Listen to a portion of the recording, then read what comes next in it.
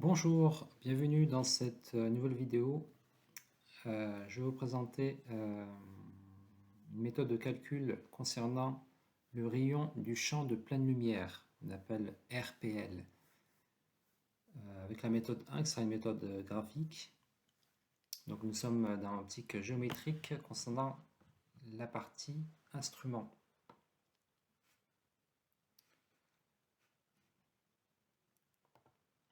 Alors, je vais me baser sur un extrait du sujet d'optique géométrique 2022 que vous pouvez retrouver facilement. Ici, ça concerne l'instrument objectif, donc appareil photo. Euh, donc, euh, donc, je vous mets l'extrait ici, ça commence ici. J'ai pas mis, il y a un énoncé avec une introduction, j'ai mis que les informations les plus importantes pour les questions. Donc, on a notamment le capteur qui est placé.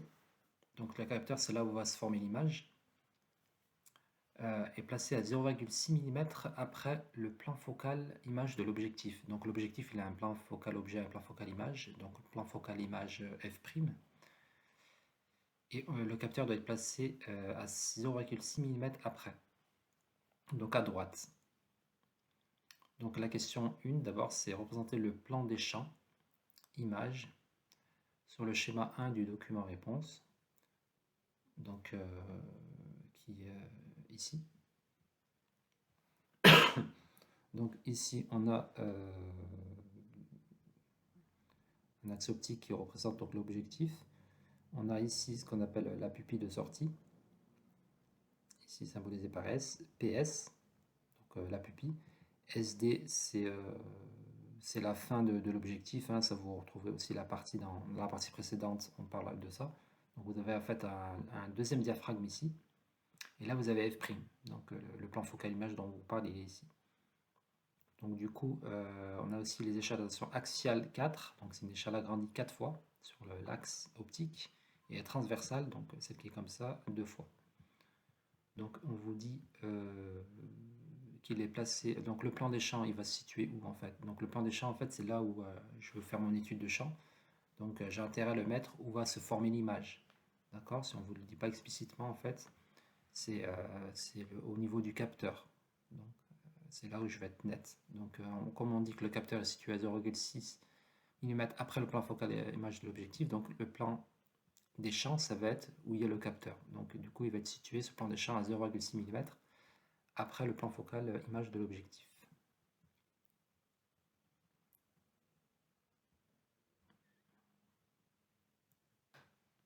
Donc, ça va donner ça. Donc, ici, vous avez le plan focal image ici, à cet endroit. Donc, PDC, ça veut dire plan des champs, entre crochets. Donc, c'est le plan image également, c'est le plan A', voir le cours sur l'objectif, sur l'instrument objectif. Donc, 0,6 mm. Donc, attention, pour faire ça, en fait, comme c'est une échelle 2, il faut que vous mesurez, vous faites 0,6 fois 2. Donc, ça va donner 1,2 mm. Donc, sur votre schéma, sur votre papier, il faudra le faire à 1,2 mm, donc à peu près 1 mm à droite. D'accord, et non pas 0,6 mm. Par contre, dès que vous l'avez fait 1,2 mm, vous écrivez ici 0,6 mm, c'est-à-dire qu'il faut écrire la vraie valeur. C'est pas forcément la valeur qui est faite là. Donc là, la valeur qui est 1,2 mm, là on écrit le 0,6 mm. Donc voilà pour le plan des champs. Ensuite, la deuxième partie. Donc on vous dit que l'espace d'étude est l'espace image. On vous donne des informations sur la pupille de sortie, donc ça c'est ces informations, on va les écrire sur le schéma. Ici moins 43,4, donc 2 RPS également. Alors 2 RPS c'est le diamètre, parce que c'est 2 fois le rayon. Ça représente le diamètre de la pupille de sortie. Ici on a cette distance ici, SDF' qu'on va reporter également. Le diamètre de RD, ça c'est l'autre diaphragme, donc ça c'est le diamètre donc, du deuxième diaphragme, celui situé à droite, 19,2 mm. Donc dans le schéma, sur le même schéma de document réponse, on va représenter le rayon du champ de pleine lumière, R'PL. Et aussi, on va déterminer graphiquement sa valeur. On va reporter sur le schéma, c'est-à-dire on va la mesurer, et on va reporter sa valeur réelle sur le document réponse. Ça veut dire après, on va appliquer l'échelle. Donc, là, je voulais représenter. Donc, du coup, on est parti de ça, du plan des champs qui est ici.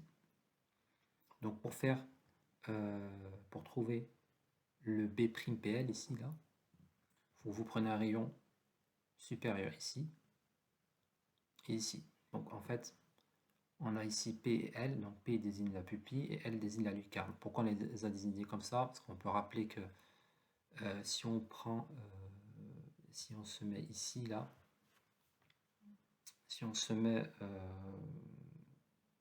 au centre du plan des champs, on va le faire ici rapidement. Si on se met au centre du plan des champs ici, là, donc du coup, si je fais un rayon ici, d'accord, on voit qu'on a un angle ici, là. Si je fais un autre angle ici, on voit qu'on a un angle également ici qui est plus petit. Donc ça veut bien dire que ça, c'est la pupille. Donc on peut la signaler ici, et également ici. Donc là, du coup, ça devient automatiquement la lucarne. Donc ça, c'était pas demandé, donc du coup, je vais l'enlever.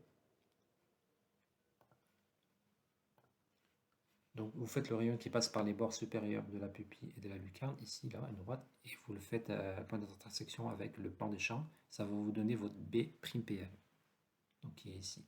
Ensuite, le R'PL, ben, du coup, c'est la distance entre B'PL et le centre, ici, là, indiqué là, R'PL.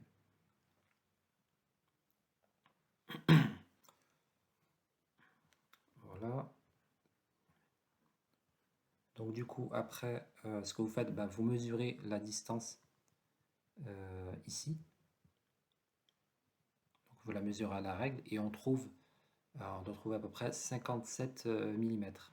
Je dis pas de bêtises. 57 mm, donc 5,7 cm.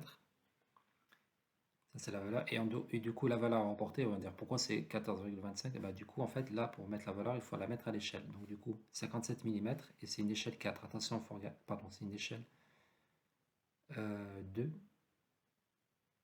Donc il faut diviser par 2. Non, c'est pas 57 mm, c'est 28,5 mm. Pardon. 28,5 mm ici pour R'PL. Et donc, comme vous appliquez à l'échelle 2, donc vous allez diviser par 2. Et donc, la valeur, ça va être donc 14,25 mm. Voilà pour ça. Ensuite, maintenant, donc cette valeur de 14,3, il faut la montrer avec le calcul maintenant. On va passer avec le calcul. Le rayon de champ de pleine lumière R'PL est égal, montrer qu'il est égal à 14,3 mm. 14,25, bon, c'est similaire. Donc là, on va faire la méthode que j'ai énoncée tout au départ, brièvement. Donc je vous explique directement. Donc voilà, donc ici, donc vous reconnaissez le schéma avec le champ de pleine lumière ici, là. Le plan des champs, B'PL, R'PL qui est là, donc A' qui est là. Ce rayon là on a déjà tracé celui-là, ici. Donc là, alors les données, vous avez 0,6 mm ici. Ça, le 43,4, on vous le donne, vous regardez dans l'énoncé, on vous le donne. Donc du coup, vous pouvez déduire la distance entre PS et le plan de champ qui est 44, parce qu'il faut faire 43,4 plus 0,6, vous avez 44. Le 23,1 mm, on vous le donne également, cette distance ici, là. Donc pour trouver le 20,3, il faut faire 43,4 moins 23,1, qui va me donner 20,3. Ensuite, on vous donne, ça c'est le diamètre qu'on vous donne aussi, que je vous ai mis au début, le diamètre de la pupille, ici, qui était 11,2 mm, il s'appelait 2 RPS pour diamètre, donc du coup on divise par 2, on va trouver le rayon RPS, donc 11,2 divisé par 2, on a 5,6 mm, donc c'est cette distance ici. Pareil pour celui-là, pour la lucarne, le diamètre c'était 19,2 c'était 2RD et 19,2, donc du coup, on divise par 2 pour trouver 9,6. Donc du coup, ensuite, là, ce qu'on va faire la méthode, on va faire un repère d'origine O, en le plaçant ici. Donc on prend le diaphragme qui est le plus à gauche, donc on fait X et Y comme ça. Donc en fait, on va se baser sur un repère. Donc cette droite ici, là, ce rayon-là, il va jouer le rôle d'une droite. Donc du coup, qui dit droite, dit fonction affine. Donc fonction affine, je rappelle que c'est Y égale AX plus B, avec A coefficient directeur, et B c'est l'ordonnée à l'origine. Donc voilà pour le principe. Donc l'origine du repère est placée au centre de la pupille de sortie. Il est bien là, il est bien au centre de la pupille de sortie. Les coordonnées du bord supérieur de la pupille sont donc 0, 5,6. Donc ça c'est un X et un Y. Donc en abscisse, on regarde les coordonnées, en fait ce qu'on va s'intéresser du bord supérieur de la pupille. Donc on cherche à déterminer les coordonnées des bords supérieurs de la pupille, de la lucarne et de B'PL. Donc en gros c'est les coordonnées de celui-là et de ce point-là. Donc ça, 0 en abscisse, on est d'accord, il est bien à 0 en abscisse, et en ordonnée, bah, c'est la valeur qui est là. Donc du coup, la valeur, justement, on a dit que c'était 5,6. Parce que cette distance, c'est 5,6. Plus 5,6. Donc qui est là. Pour la lucarne, on a 20,3 et 9,6. Donc 20,3, bah, c'est la distance entre là et là. Parce que nous, on veut les coordonnées de celui-là. Donc en abscisse, il est bien situé à 20,3. Et en ordonnée, c'est la distance 9,6, c'est cette distance-là. Donc c'est la distance sur l'axe Y. Donc 20,3, 9,6. Ici. Et pour le dernier, 44 et R'PL.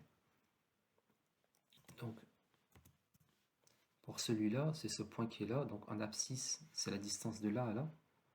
Donc on regarde bien, on voit bien on part bien de ici à 0 jusqu'à ici. Bien prendre 44. Bien sûr, tout est dans la même unité. Ici, c'est les millimètres qui a été pris pour toutes les unités, pour toutes les longueurs. Donc 44 ici. Et pour l'ordonnée, bah, du coup, ça, je connais pas. C'est mon inconnu. On cherche ça, en fait.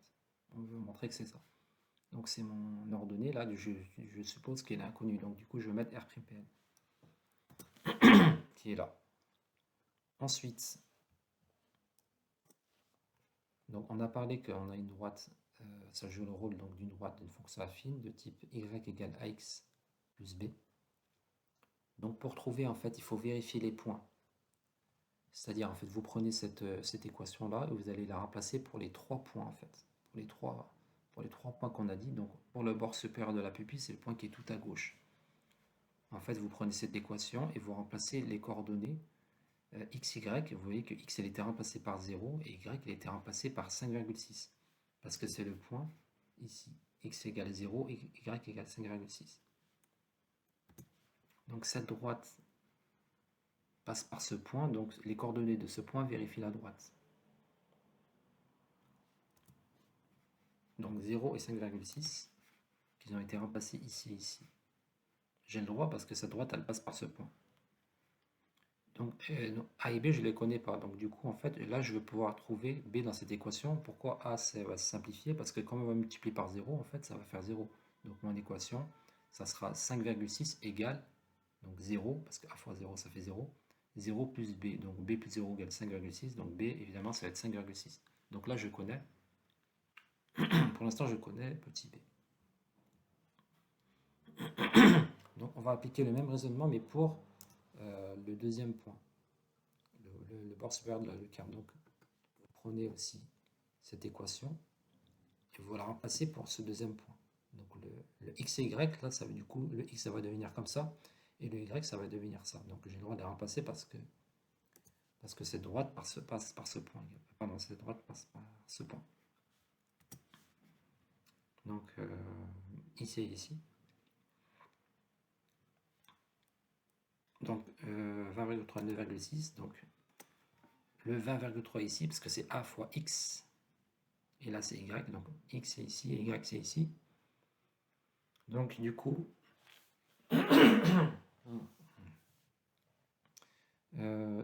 là, 5,6, maintenant je le connais en fait, parce que je l'ai remplacé ici.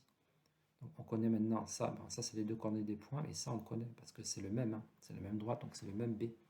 Donc du coup, je connais x, y et b. Donc là, du coup, je vais pouvoir déduire petit a. Voilà, donc ça c'est une équation qu'on résout, donc du coup ça fait 9,6 égale 20,3a plus 5,6. Donc vous faites passer le 5,6 à droite, donc du coup ça va faire 9,6 moins 5,6 est égal à a fois 20,3. Donc et après vous divisez par 20,3, donc du coup ça va faire a est égal à 9,6 moins 5,6 divisé par 20,3. Ce qui va donner donc 0,197. Je vais essayer de vous le détailler en même temps.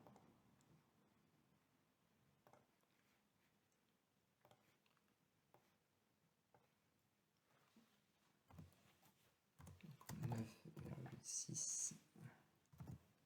Donc là, vous pouvez faire passer le 5,6 à droite, à gauche par exemple.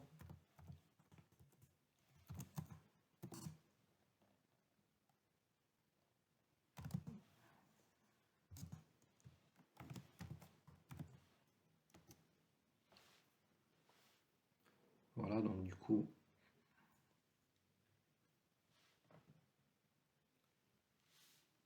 donc ça va faire 4.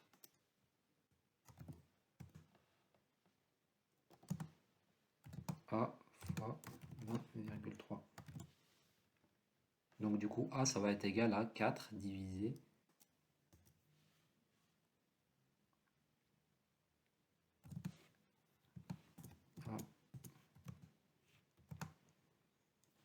4 divisé par 20,3. Donc ici, là, ça fait 4. Donc on l'a ici. Donc voilà, on a bien trouvé donc A. Maintenant, on a trouvé le A, le petit a et le petit b. Donc là, du coup,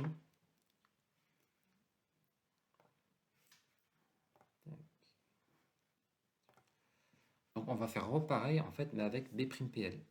Donc toujours l'équation y égale ax plus b, mais maintenant mon x ça va être ça et mon y ça va être ça. Donc x c'est 44 et y c'est r'PL. Donc y égale a fois x plus b. Donc a fois x, donc x c'est, on a dit que c'était 44 et y c'est r'PL. Donc le x est ici et le y est ici. A c'est ce qu'on a trouvé tout à l'heure, enfin juste précédemment, 0,197.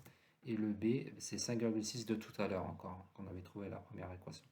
Donc là du coup, vous allez pouvoir enfin trouver R'PL, qui est la réponse à trouver en fait. Donc de par les deux équations précédentes, on peut trouver les rayons de champ de lumière. Une équation facile à faire parce que là il suffit de multiplier ça et d'ajouter ça. Donc du coup on trouve 14,27 mm arrondi à 14,3 mm pour rayon de champ de lumière, et c'est ce qu'on voulait, ici, 14,3 mm.